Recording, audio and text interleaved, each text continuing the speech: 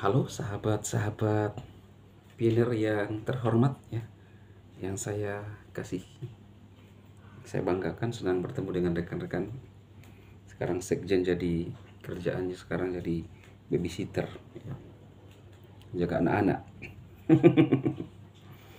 Karena open minded gagal jadi di tahun ini, maka akhirnya jadi penjaga anak-anak sekarang.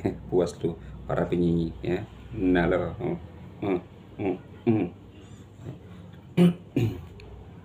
Nah, jadi seperti pada judul ini ya teman-teman pionir, akhirnya eh, minta maaf, tidak akan ada open minded, semua hanya halusinasi ya, dan tidak dapat apa-apa ya. Nah, maksudnya gimana Bang Dima? Sekjen gimana sih bikin takut-takut nih ya? Jadi judul ini memang tidak akan ada apa-apa. Para pionir ya, yang penyanyi pionir ya. Jadi memang penyanyi pionir itu tidak akan dapat apa-apa ya. Tidak akan ada open minded untuk penyanyi pionir. Tidak, semua ini halu yang kita lakukan ya. Jadi memang sesuai pada judul ini, tidak, ini teman-teman, memang tidak akan open minded untuk mereka. Tidak akan ada open minded untuk mereka. Karena semua ini hanya halu ya. Jadi ini memang spesialis untuk para penyanyi, karena kerjaan saya ini sekarang ini lagi jaga babysitter, jaga anak-anak ya, jaga bocil-bocil semua ya.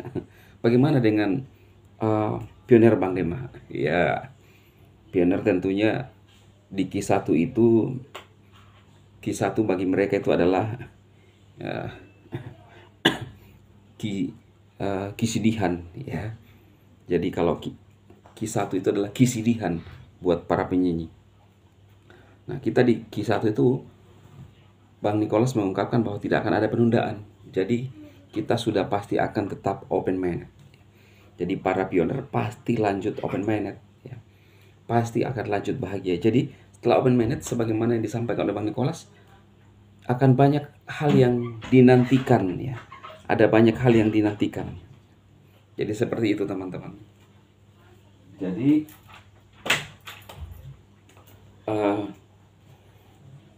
memang kita ini adalah individu-individu pilihan ya. Saya pribadi, saya yang sangat meyakini bahwa PayCoin itu akan mengubah hidup kita, para pionir. Kalau kita nggak dapat apa-apa di BTC, karena saat itu saya masih ya nggak jelas lah ya apa itu BTC ya.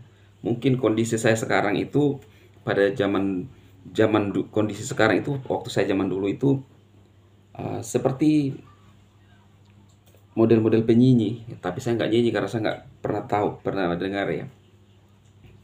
Bahkan ada yang masih beranggapan bahwa PayCoin ini mereka hanya mengetahui sebatas seperti model-model multi level.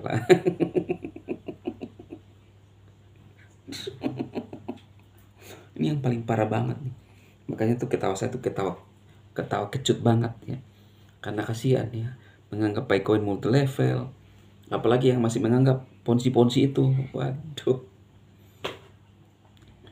Ponzi itu tidak seperti PayCoin. Ponzi itu berbayar ya. Walaupun diramu seperti apa ya, tetap ada top upnya lah. Kalau kita ini kan sama sekali tidak ada top upnya ya teman-teman. Jadi kita sama sekali tidak ada sama sekali top upnya. Kita murni seperti koin-koin yang real, ETH, BTC. Beberapa kali Bang Nicholas ya membandingkan dengan Bitcoin. Inilah yang paling ditakuti oleh para penyanyi di luar sana teman-teman. Kenapa saya ulang-ulang ini? Karena semakin saya sebutkan pernyataan Nicholas, semakin mereka kesakitan ya. Itu seperti gitu langsung ya kan, Pi lebih sempurna daripada BTC. gitu.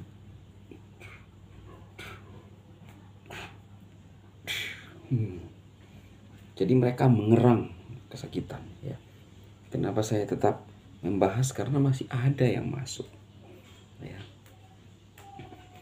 Ini untuk menghibur para pioner sejati ya, bahwa seyogianya, seyogianya dari bahasa mana lagi nih seyogianya ya, kok baru datang lagi di kepala saya ya.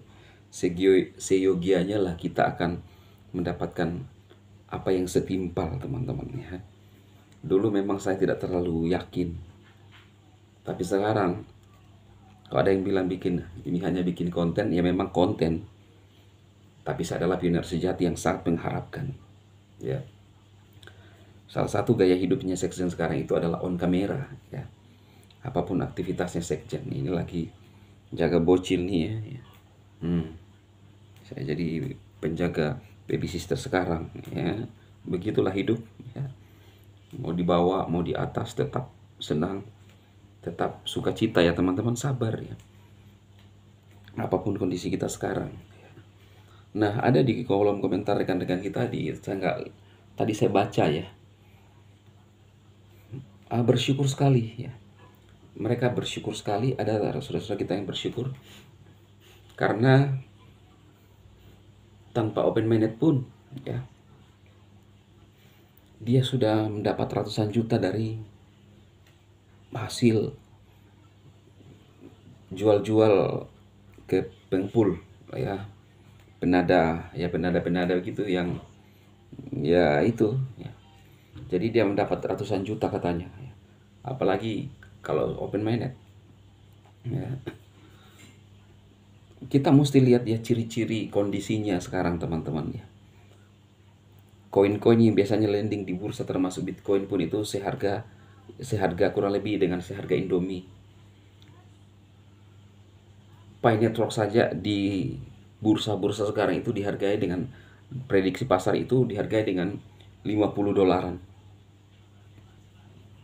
Mana ada koin lain yang bisa setinggi itu pada saat belum open mainnet saja sudah tinggi. Kalau seyogianya ya datang lagi ya. Kalau seyogianya para penyanyi tahu itu, maka mereka akan berhenti menyanyi dan mereka akan menambang di hari-hari terakhir ini. Ya, karena kondisi dunia akan berubah. Saya melihat ya teman-teman yang menemukan, saya bilang begini teman-teman. Dulu ketika kita masih awal-awal mining, di Pi browser belum ada. Yang ada hanya Pi aja. Pi browser belum ada. Tetapi satu-satu.